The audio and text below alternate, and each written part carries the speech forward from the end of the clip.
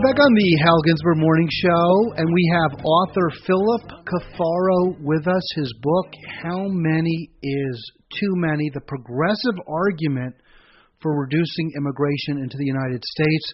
Philip, thanks for calling in. Good morning.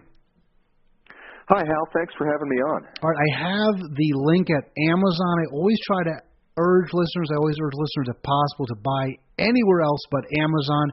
If possible, check out Pilgrim's Way in Carmel. I'm sure they can get the book for you. And, Philip, do you have a website where I can direct listeners to buy directly from you or from your publisher? Sure.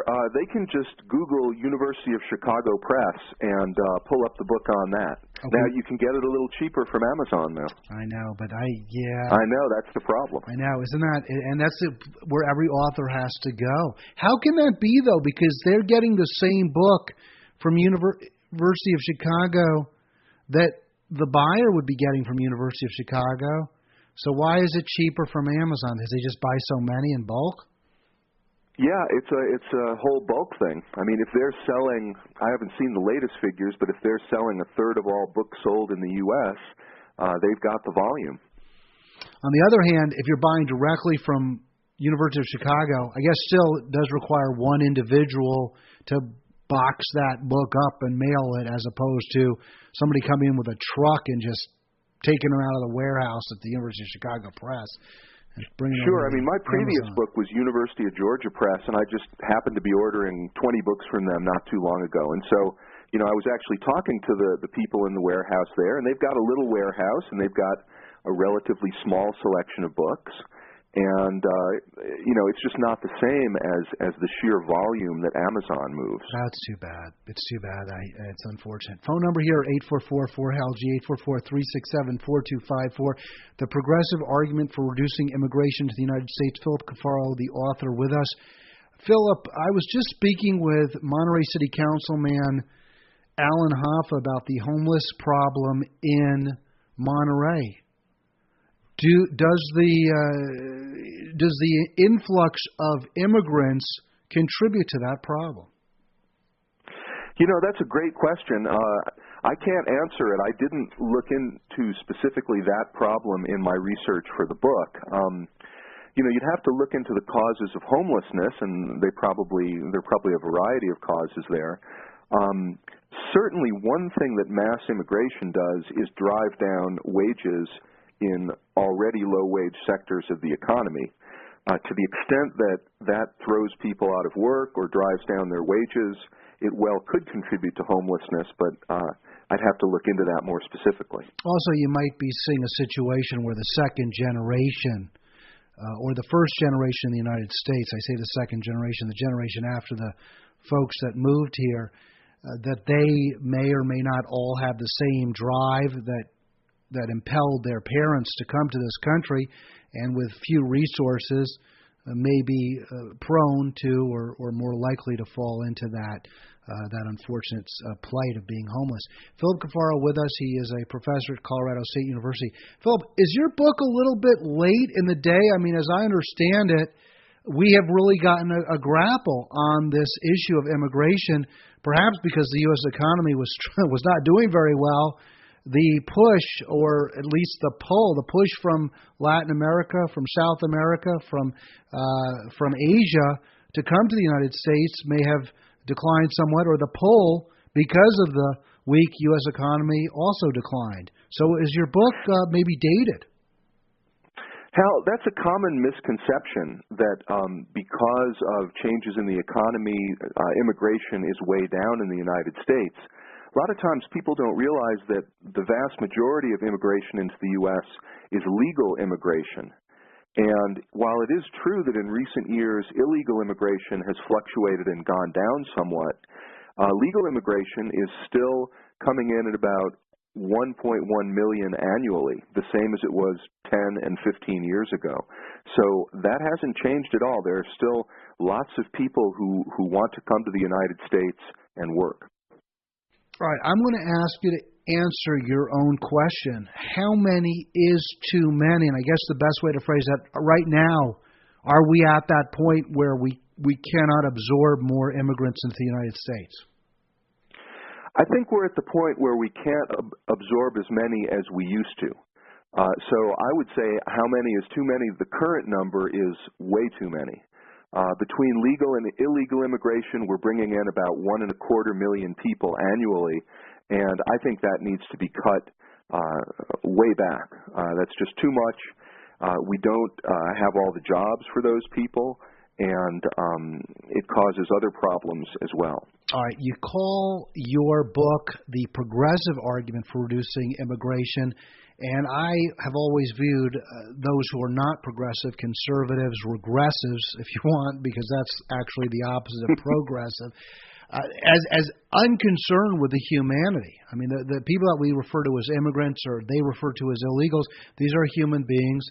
They're no better, no worse than anybody else. Certainly we have to focus on America first, Americans first, but again, these are human beings. So how do we, I guess, as progressives, since our goal is to make life tolerable for as many people as possible, and better than that if we can, how do we maintain a reasonable quality of life for as many Americans as possible, and at the same time not consign the folks we don't let into this country to some kind of a miserable hellhole like countries like Honduras, for example, are right now? Yeah, I mean, that's a great question. That really gets to the dilemma that a progressive faces, or I should say the dilemma that a progressive should face, because I think a lot of progressives just say, okay, we don't, we're concerned with poor people overseas, we're concerned with poor people from Honduras or Salvador, let's just let as many people in as possible. And I don't think that's the right progressive attitude, because it sort of doesn't concern itself with the well-being of working-class Americans and the kind of people who are going to take it on the chin when you just have a very permissive immigration policy. So I think if you're a serious progressive, you are concerned about the common humanity that we share with people, and you're concerned with creating a society that has a more egalitarian distribution of wealth. You're concerned with creating a society with good wages for workers. And that means that you can't just flood labor markets for people in construction or landscaping or what have you. You have to set some limits for that. So I get into this in the book, and part of my answer to your question is, let's help people in Honduras and Salvador to make good lives in Honduras and Salvador. I think that's a better answer, because what it means is we're taking our resources and we're helping poor people in ways that don't harm poor people in the United States. All right, we are talking to the author of How Many is Too Many. You're listening to the Hal Ginsberg Morning Show. Philip Cafaro is with us.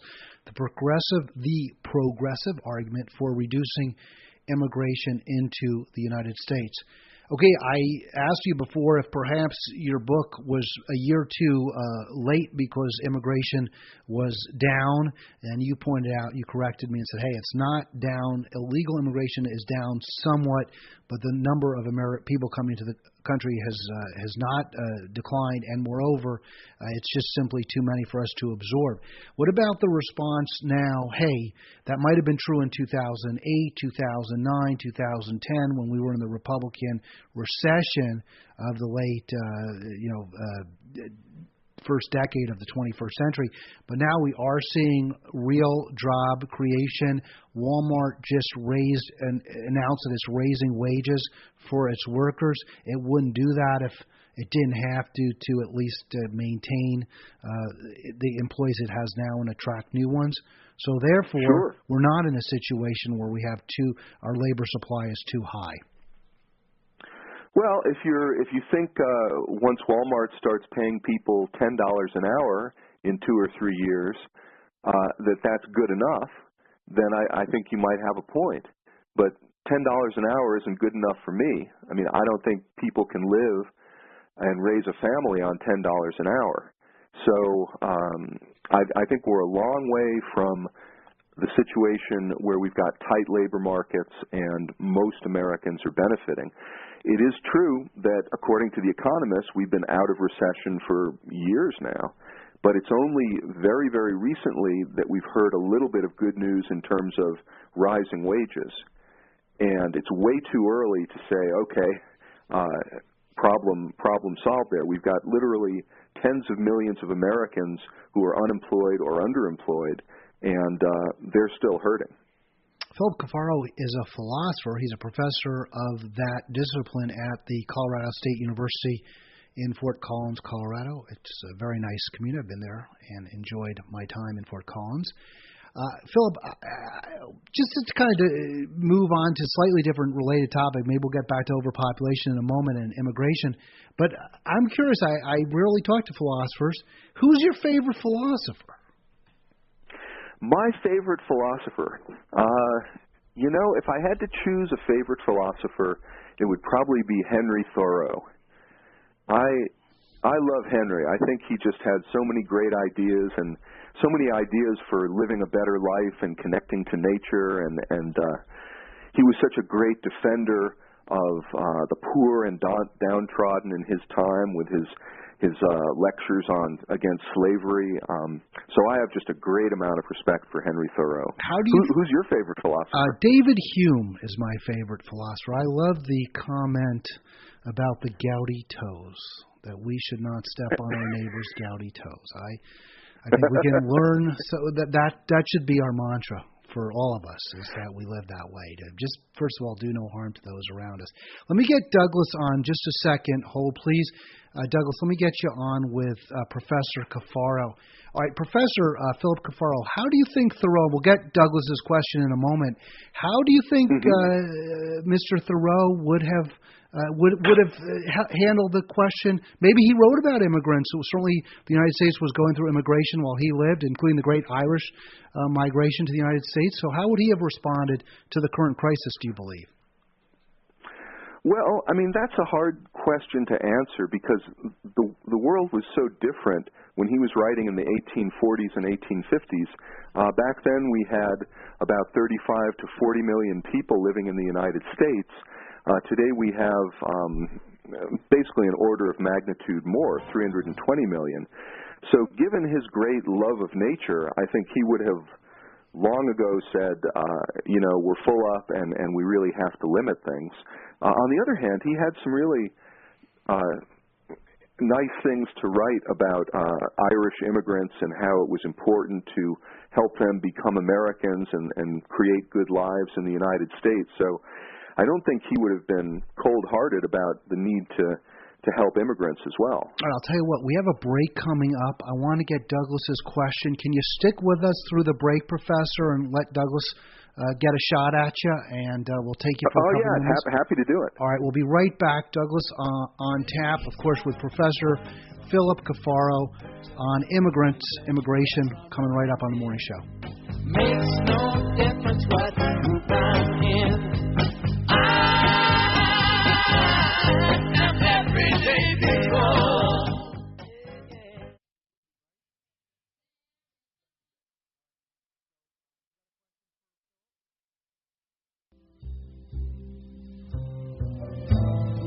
I thought the sun. All right, back on the Hal Ginsberg Morning Show. We do have Douglas on with Professor Philip Cafaro, and his book is How Much is Too Much. You're on, Douglas. Go ahead. Well, here we go. The wealth of the society. He mentioned, overpopulation. We're going to have the same problems that Germany, Italy, France, and certainly Japan, in which we start having negative growth. I mean, we're not having enough babies. Immigrants, when they come here, they stop having large families. And so they come from an environment in which you can have multiple kids. But once they come here and start earning and getting the taste of wealth, their kid population drops. And I'm going to end, I still have a few more years on the end of baby boom population. If you take a look at the numbers of people that will be retiring, and I mean, they're taking it at 62 because of all the anxiety in the economy, that they're all taking it at 62 and, moving down to Sierra Cortez and Belize and Costa Rica. We need a sustainable population growth. And that's what we've got to be careful of, or we'll end up like Japan or Germany or France or Italy. I mean, once Americans start tasting wealth, they start having smaller families. I got it, Douglas. I got it. Let's let Professor Cafaro respond, and I'll give you a reply. Go ahead, Professor. Go ahead, Professor. Sure. There is an issue, if populations actually start to decline and you have a smaller number of workers compared to the retirees, you actually can have some issues with whether those workers are productive enough to support the number of retired people. But we're nowhere near that in this country right now. We're growing at about 1% annually. Even if you cut off all immigration, we would still be growing for the next 3 decades or so, according to the Census Bureau. And so if that's a problem, it's a problem for the next generation to worry about. Our problem is we're growing very rapidly and unsustainably, and we have tens of millions of people without jobs. So if Douglas is pointing to a real problem, it's a problem for down the road, not for right now. All right, Douglas, your response. I don't know. I just look at the numbers and I see it just tremendously different with the retirement age coming up, and we're shutting elementary schools down in consolidation, and that's not a good thing. And I mean, I like the issue, but I just think we need more immigration, not less. Yeah, I'll tell you what, Professor, I just want to throw this in there. Thanks, Douglas, and I'll just follow up on what he just said. He'll listen, I guess, off the. I can't seem to get rid of your call. There. Oh no. Do I still? Yeah, I still have it. He just hung up. I thought that we were averaging. The average American family was having just over or just at 2 children per couple, which would be ZPG. That's correct. Or even negative. Because you got to have a little over 2, because not, first of all, there's more women than men, and second of all, not everyone has kids. So, or they die before they reach childbearing age. So, why would we keep growing if we cut off immigration? Well, it's because we've got a certain amount of momentum. Basically, you're right. If you're averaging about 2.1 kids per woman over a certain amount of time, then you will stabilize your population. However, we have a certain amount of population momentum because our population has been growing. And so even if we got down to that number and cut off immigration, because of the momentum, we'd still continue growing for the next 2 to 3 decades. I understand. Well, that makes sense. All right, Professor Cafaro with us on the Hal Ginsberg Morning Show. I know you want to talk about the ecology and the environment, which are obviously almost synonyms, but not maybe exactly the same word. But I wanted to get to differences, and you mentioned maybe our country's kind of filled up now when it wasn't in the 1840s. But we have the same arguments from anti-immigrant, from xenophobes. I'm not saying you're one, but from people who were xenophobic. We don't have enough room. America's a land of open spaces and the citizen farmer, and with all these people, from Ireland who are have different values, or from Eastern Europe or from Southern Europe, they have different values, or they're poor people, they're factory workers, they have different values. We've heard that throughout American history, and yet I think we can agree that immigrants have added so much to the quality of life here, to the excitement of being in America. It's just a totally different feel. You walk down the street, you see Asian faces, you see Latino faces, you see African American faces and African faces, and I think it's something that's so exciting. And it sounds like you're saying, well, no more of that. Am I missing something? Yeah, in the book, I don't argue that we should get rid of all immigration. I argue that we need to cut back on immigration. It's really a question of what the numbers should be. And, that too much of a good thing can stop being a good thing. I mean, and when you talk about population, you really get into this. I mean, there's nothing that I've done in my life that's better than helping to create my 2 sons, Henry and Tom. But I stopped at 2. Where'd you get that Henry from? Where'd you get that Henry from? Why you should have named him Henry and David. Is Henry's middle name David? Right.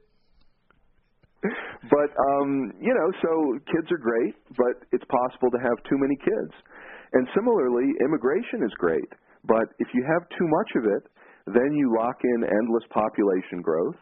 And what that means is you're never going to get a handle on creating an ecological society. We're on track right now at current immigration rates to double our population by 2100. So we're going to have, instead of 320 million people, 640 million people. And I would put it to you that we're not living sustainably right now, so there's very little chance we'll do that with twice as many people. Philip Cafaro with us. He's the author of How Many is Too Many? The Progressive Argument for Reducing Immigration. You mentioned during the break, I just alluded to it, that we've got to look at our already stretched resources, our already compromised, very compromised environment. More immigrants mean more compromises. But if the folks are here rather than in, and it's sort of unfair to me to use Latin America as an example, but we could say Vietnam, we could say Bangladesh, countries that are very, very overpopulated, then aren't we, isn't it a zero-sum game? Yes, we're going to stretch our resources, but we're going to at least protect theirs, or at least allow their resources to last a little longer. Yeah, I mean, that's a good point. Again, I see it a little differently. I think we have a special responsibility to try to create a sustainable society here. And that means, we have to limit how much we cut our forests. We have to limit how much we fill in our wetlands, et cetera, et cetera. People should be doing that around the world, and we can try to encourage them. But we sort of have a special responsibility here. Now, if you accept that, then you have to accept that we have a special responsibility for population, too. There's also the matter that for most of the countries that are our big immigration sender countries, they tend to be a lot poorer and to consume a lot less there. So when you move someone from Vietnam or Pakistan or Honduras, you're turning them and their kids sooner or later into big-ass American consumers. And that's not good from a global ecological perspective. No, but the last thing the world needs is hundreds of millions more Americans. But that argument, and I'm sorry to push back at you. I mean, I enjoyed the conversation. I think what you have to say is very valuable, but I see some weaknesses in your reasoning. That argument, though, would seem to me counsel against bringing up the standard of living in these countries in the middle, throughout the world, because if they consume more per capita, then we again are going to be in the situation we're in now, where we're over-consuming. I understand. The problem is we are over-consuming, so I guess don't we have to figure out a way to have sustainable quality of life across the board? Maybe we need to reduce our consumption here and also raise there, but in a way that people can still have leisure time, still have enjoy the good things that life has to offer. Oh, absolutely, and that's why we have to really attend to this population question, because we do need to make sure that poor people get enough resources, and that inevitably is going to mean that's taking more from the earth, that's generating more pollution in various ways. So because we want everybody to live a decent life, we have even more of an incentive to worry about population issues. I'll tell you what, I appreciate so much your time. Philip Cafaro, professor at Colorado State University. His book is How Many is Too Many? I'll be back at 8:06 Pacific, 11:06 East Coast time, 9:06 where he is in Colorado. Stop, children, watch that sound. Everybody look what's going down.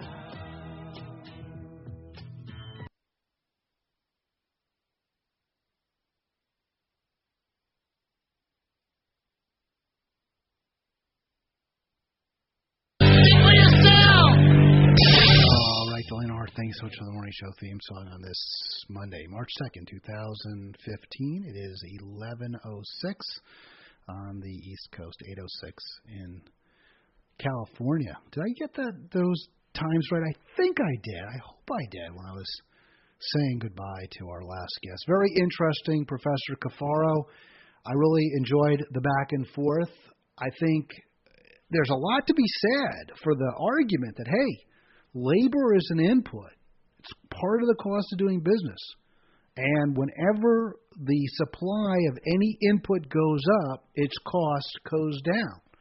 So more immigrants does mean cheaper labor, lower wages, or at least it means downward pressure on wages. Of course, the history, the experience in America, I don't know whether it would belie that, but it certainly wouldn't necessarily mean that every single time we've had immigrants, we've had pressure down on wages. In fact, during the early 20th century with many millions of people coming to the United States from Italy and from Eastern Europe, especially, we still saw a time of increasing prosperity for most Americans with wages going up. Of course, that was the time when we started, I think, first enforced the minimum wage law, had income taxes, and the country was booming because of progressive liberal, and I don't want to say, when I say liberal, I be careful, not classical liberal, not neoliberal, but progressive liberal economic policies coupled with high immigration actually led to a tremendous economic boom in America. All right, phone number here, 844-367-4254. That said, times do change, and I understand the professor's arguments. I think they are sound, and I believe, as he does, that because we have a duty to our fellow women and men, we must work to make conditions better in other countries, much better, so that they're less bad, so that the folks there aren't feeling impelled to leave. You know, I mentioned Honduras, and Honduras is in my mind. Honduras is a country where life is very, very difficult, very, very challenging. And one aspect of that doesn't get enough attention is that it's a libertarian paradise. It's a libertarian paradise, and it's a hell for everybody else. It's, in fact, even for the libertarians, it's a remarkably unpleasant place to live.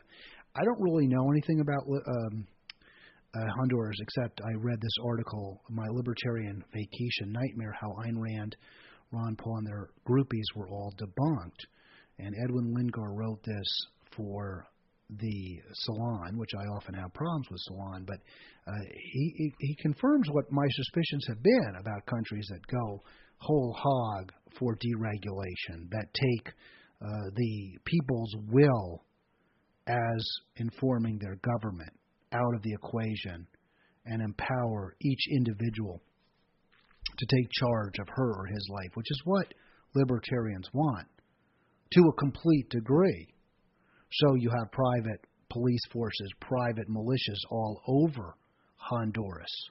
You have virtually no regulations of businesses, and you have virtually no safety net. The country has a tremendously high crime rate. There's violence everywhere. If you're poor, life is cheap. It can be extinguished at any time. If you're middle class or richer, you have to spend an enormous amount of energy and resources on personal protection. Go read it. My Libertarian Vacation Nightmare, how Ayn Rand, Ron Paul, and their groupies were all debunked. A good example, not a counterexample, a good second example is one of the Baltic states. I believe it's Estonia. I could be wrong, but Estonia went libertarian, and the results there have been disastrous as well. Racism is rampant. It is, again, high crime rate. Corporations are in control. Pollution is among the biggest problems compared to other countries. So we see this over and over. We saw in Iceland, right? Iceland deregulated its banks and promptly ran up an enormous deficit and an economic crisis brought on by those self-same unfettered, unshackled banks. It doesn't work, folks. It does not work. It has been, and you know, it doesn't work in a couple of ways. It doesn't work in real terms. I mean, we look at countries that sort of follow the Ayn Rand libertarian ideal, and it also doesn't work it doesn't work theoretically. When you think about it, it shouldn't work. It doesn't make sense. 844-4HAL-G, 844-367-4254, because you can just think about the commons, as Hartman calls them, the roads, police, fire, fighting disease, it's obviously far more efficient for the government to do these things. And we've seen this. I mean, it's far more efficient even if you have a king than it is to have each individual lord of their own little fiefdom do it. But obviously, the ideal is a democracy. People elect representatives. We all have one person, one vote, and we have orderly transfers of power. It's clearly the best way to go. Let's go to John in Monterey. Good morning, John. Hey, good morning, Hal. Hey, what's up? Hey, that last guest, I've been saying that for years. I've been trying to tell other liberals, hey, you know, if you're really all that progressive, then why are you okay with flooding the labor market in the construction trades or just any manual labor-based trade? Well, you know, I think it's a very fair point. And, you know, it goes, John, to what I argued at the website, at my website, of course. That's halginsberg.com. Let me play my ding. There we go. Where I talked about why some liberals, the one that starts with the Chardonnay sipping liberals, why they are comfortable with the concept of white privilege, because it doesn't really hurt them. They don't really perceive it as a threat to them. So affluent San Franciscans and New Yorkers who are lawyers, are doctors, professionals, business people, immigrants aren't bringing down their salaries, aren't competing directly with them. So it's easy for them to be sympathetic to those individuals, to those people, without recognizing the impact, the negative impact they're having on struggling Americans. That said, immigrants are human beings too, and we do have a duty to them just as we have to our fellow Americans. All right, go ahead, John. What else? I would just add to that our duty is first to Americans. I called earlier because you were talking about the fact that you have to replace one of your credit cards. And that happened to me probably about a year ago. I guess there were some Russian hacks that found their way into Home Depot's system and got all of their clients' credit card